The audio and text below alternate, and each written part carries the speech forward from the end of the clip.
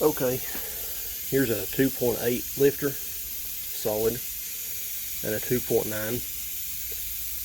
The cup is lower in this one because it's designed to simulate what this one is setting at with preload. You're 1.5 to 3/4 of a turn on the rocker. I've cleaned up a couple of the lifter bores and marked these with a Sharpie. And I'm going to spin the cam to try to make a wear pattern to check and make sure everything's okay, because this one, the cutout's a little lower, but it's not much. But I just want to make 100% sure that there's no issues, because you cannot remove the lifters on these engines without pulling the heads. So I'm going to run these and see if I can get a wear pattern.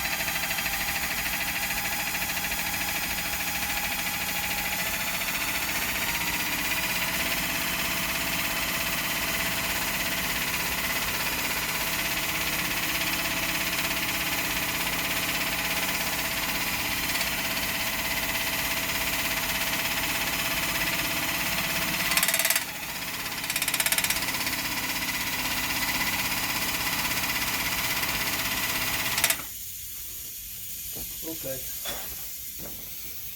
Hopefully that'll be enough to give us an indication.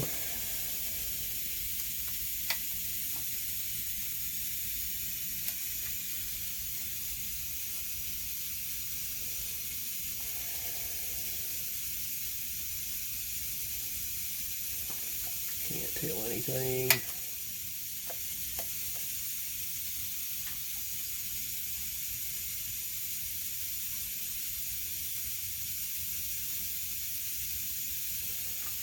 Not getting enough load to produce enough. I'm not producing enough pressure to make it rub through the Sharpie.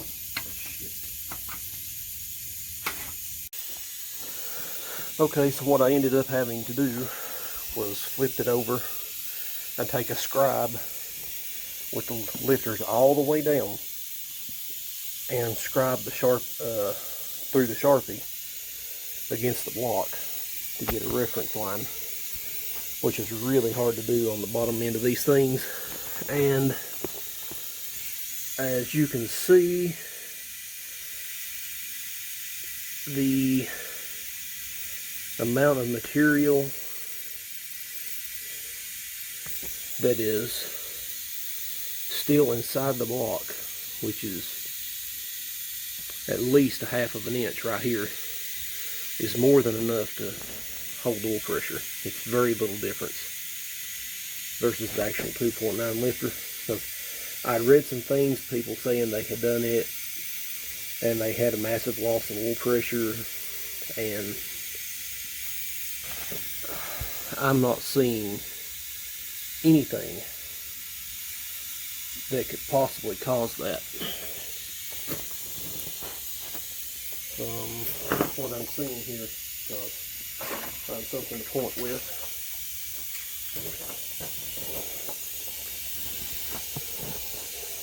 From here to here is 1/2 inch. When it's at full lift, the block is about right here.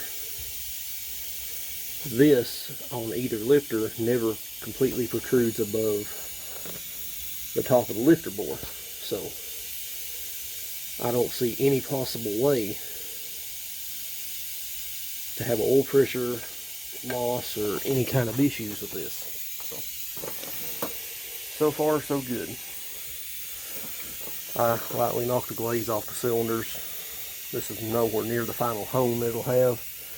I was just looking for any low spots, cracks, scratches. Have a little bit of water damage in this cylinder. I think it may have had a leaking head gasket before I got it, but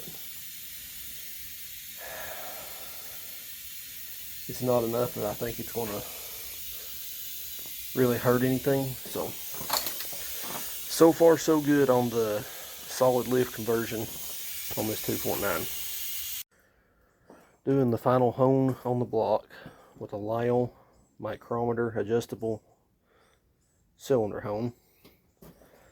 They're expensive, but those things are worth every penny of their money. This is the before, where I just lightly hit it with a regular hone, not going up and down hardly any at all to make any crosshatch, but you can see. This is with that.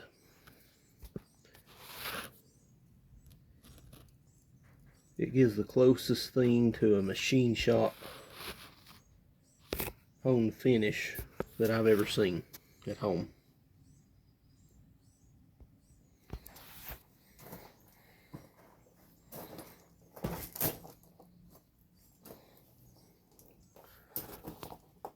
Well worth its money. I think it's got a set of core stones. I'm using the fine because I don't really want to remove much material. But there's the part number.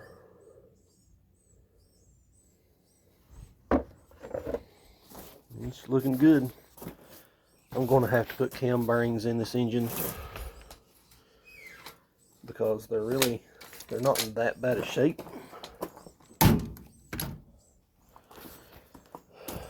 But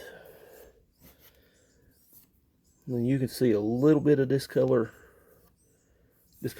on the bottom where it's started to wear, but they're cheap bearings that the person used before me, and the cam it does not ride free. I don't like the feel of it, so it's getting new cam bearings. Okay, I just discovered why this engine has so much blow-by and carbon deposits in the bottom end for a engine that looks like it just has a few thousand miles on it. I mean, look at the oil carbon between the ring grooves. And of course, all this crap. And like you can see the brown tarnish layer in the bottom end. So I was pulling these rings off. So you can see none of these have been touched. You can see the top ring here has a dull section in the middle, shiny on the top and bottom. The one under it is just one solid surface. Okay, so here is the rings, as you can see, that are on the top of the pistons. They're just marked simply with a C. Here is the ring that is the second one down on these pistons. What do you see right there? Top.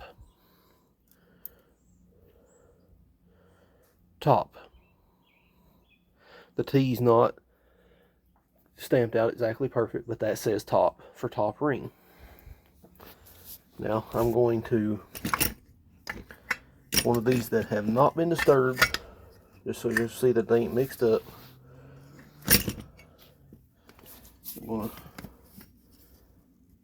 to pull it off the piston a little bit. I'm going to do the same with the second ring. Try to, let me get a paper towel.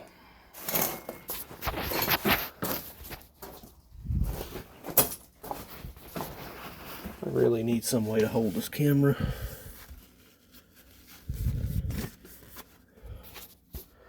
Okay.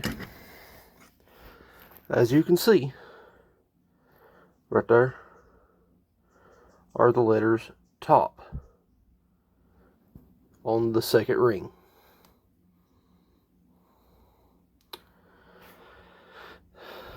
That'll definitely cause you some issues.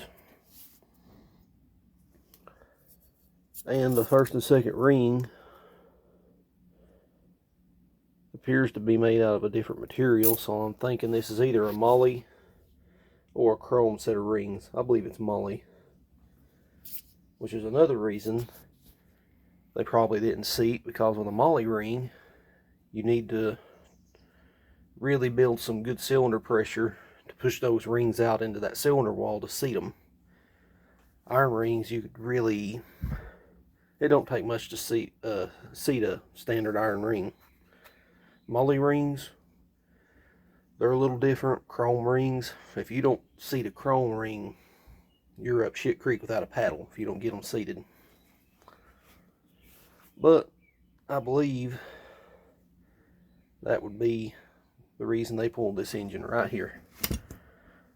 They dumped a bunch of money into a rebuild, and it probably burnt more oil than it did gas, and they pulled it out, and here it is.